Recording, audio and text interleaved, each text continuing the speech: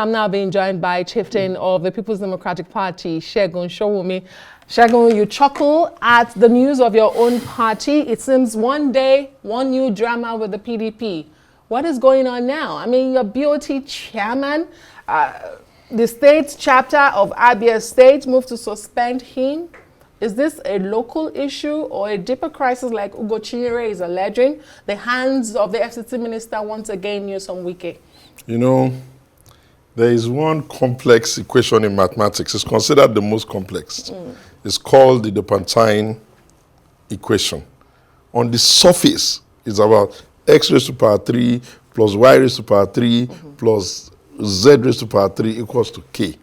You know, you think it's just a summation of 3 unknowns, but when you get into trying to solve it, it couldn't have been called the most complex mathematical equation in the world if it was that simple to solve. And that's what I would like to say about what is playing out in the PDP. Unfortunately, yes, I know where each of the sides belong. Those who have, if you like, engineered the suspension, you can peel back and imagine that that's coming because of the position that they have relative to the secretaryship. And those who are screaming it's weak, it's not weak, it's also because of their position. So unfortunately, you can't always belge your words and make them to have the status of law. Even if the Constitution does not allow them, they will likely drag themselves to court. Which would then mean that by tomorrow someone has taken him to court, and then he has to defend himself, and then we'll start from the High Court, and then all the way, like we have seen. So that was why I said it's complex. I would just say to the gladiators in the PDP that, one, a party that was created about 1998 and has survived as an institution in this democracy deserves some introspection by the later day so-called handlers. For if they do not understand anything, history ought to teach them that democratic institutions in our country have not traditionally lasted so long. The ones that the Awolowo and Co created, where are they? The ones that even managed to do NRC, SDP, okay, of recent SDP is coming back.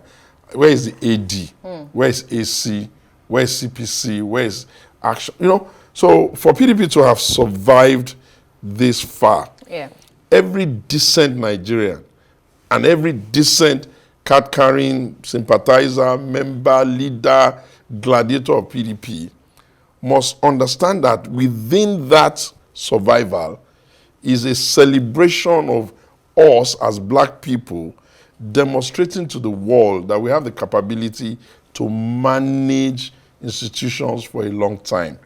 They have crossed the 25-year Rubicon. We're now about 26, 27, and it shouldn't be this type of funny games that they are playing that will make the party look so unattractive. But I think, luckily, the responsibility of the BOT is basically advisory. I have it on good authority that some of them, their tenures are really over. So I'm not expecting this to have such a big weight on what's going on in the party right now. Okay, but we know that Senator Wabara has been very vocal about the inability of the party to hold a neck in recent times. He's also, as the leader of the BOT aligned with the governors in recognizing Sunday Ude as the national secretary of the party. So one will wonder perhaps if all of this, you know, is what is playing against it. But I wanted to ask you, because we talked about the transformation of political parties and political landscape in Nigeria. Do you think your party is on the verge of collapse and perhaps it's time to morph into something else? Well, I think that the worst that will happen, now this has been very academic, the worst that will happen is that they're going to start rushing to save themselves when they start getting close to the date of elections. For right now, somewhere in their subconscious, they think that 2027 is still far. But as they get closer to, you know, there are days that they have to file this and file that and file this, the governors, and every other person that is around the party is going to paddle the canoe together because the options will not be plenty. Some of them, of course, will go to the ruling party. Some of them will go to some other party. But the reality is that because they have some senators, they have about 12 governors, and they have a lot of people who are also willing and angling to run election on that platform.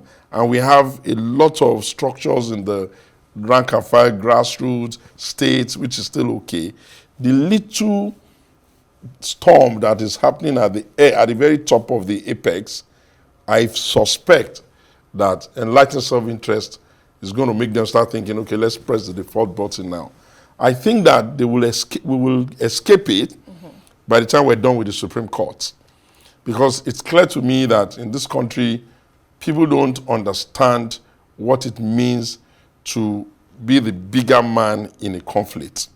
Sometimes when you have to be the bigger man in the conflict, you have to look at what is the overall best interest of everybody.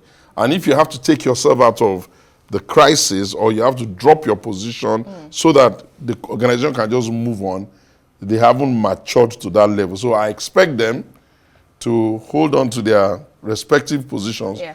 But I know that by the time they get to the Supreme Court, I suspect that the Supreme Court will be very, very firm with them. And going forward, I will, after the 2023 election, if you recall, I'd been screaming, it's time to reform, it's time to reform. They didn't really get it, but these things were almost self-fulfilling prophecy. It was only a matter of time. I like how you use them, they, and not so much of you or us. No, because you're part of, but let me ask you, because a couple of days ago, you were on our flagship breakfast show, the Money Show over the weekend. Yes. And you've specifically said that the leaders of the party can't stabilize the PDP. Why do you think that these issues have remained so intractable? Who's to blame for this? Well, one thing you have to get is that when a political party is not in government and is as large as ours, you don't have that cohesive powers that a president will have to get people to just behave, or at least, sort of like subtly punish them. So it's like everybody now is a boss in their own strong men. Are you dealing with strong men? They're not really strong. These guys are clay feet, straw hats, weak people, but they're just bosses in their small little conclaves. And ideally, if we had followed the structure as we should, the last presidential candidate, Atiku Abubakar, is supposed to be the man that they all kind of like defer to, since he's their last candidate until another one comes. But they're not doing that. And he's trying to be a little bit matured, not to be throwing himself in their faces, since obviously... But has he attempted? You have no idea what... Has he attempted to reconcile the party? You wouldn't have any idea what some of these institutional leaders who understand what the history of this democracy and the fight that it took for us to get democracy and how much effort they have even put into the democracy. You have no idea what kind of thing they have to deal with.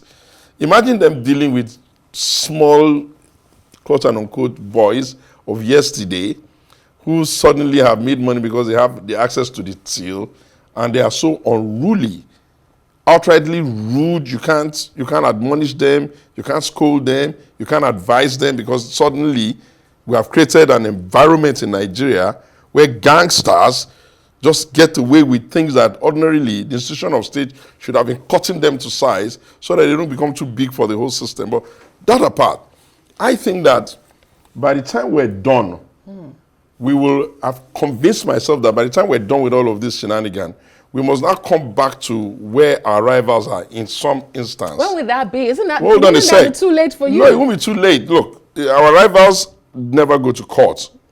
I mean, the president came in and he removed, well, let me just say, the president came in, the chairman, the secretary, and all of the people in that end, their own left. Of course, they didn't complete their tenure, but none of them is going to court. None of them is holding their party down. People have been shortchanged here and there in their party. People have not had their ways even there. But somehow, they're taking it easy. Look at what happened in Edo.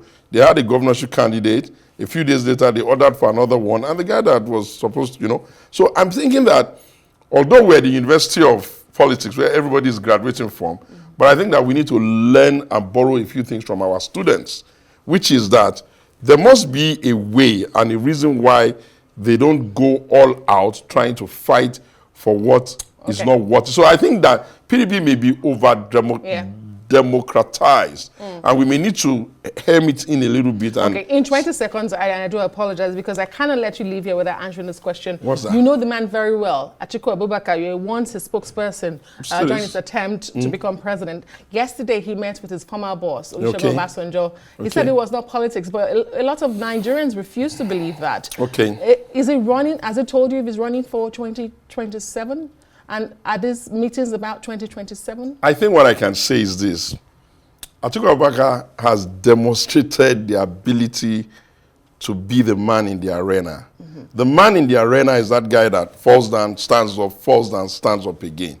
And I have a very strong feeling that those who evaluate 2027 with the strict mindset of the past, including that of 2023, are up for a shocker. Unlike in 2023, you didn't have too many people in the ruling party grumbling. And now that they're grumbling, and you see Atiku visiting people, saying hello to them, checking up on Obasanjo because he's a former boss, doing those fancy handshakes and photo ops, if you take him for granted, I think you'll be shocked. Okay, we'll wait to see. Thank you so much, Sowunmi Sowunmi, chieftain of the People's Democratic Party. And we do wish your party the best. Thank you.